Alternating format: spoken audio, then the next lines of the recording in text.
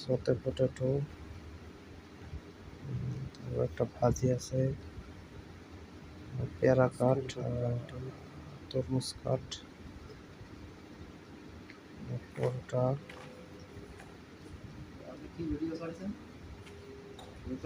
ফ্যান্টোস, chicken বোনা, বোনা খিচুড়ি। আর এই হলো আমাদের রেস্টুরেন্ট। গেস্ট নামবে 8টায়, ব্রেকফাস্ট করবে, খেয়ে যার যার মতো বসে চলে যাবে। পরোটা, ফ্যান্টোস, চিকেন বোনা, ভেজিটেবল ভাজি, বোনা খিচুড়ি, সতে পটেটো, সম্পূর্ণ খাবার আমার হাতে তৈরি। তারপর আছে রাইস পুডিং আছে, ব্রেড আছে,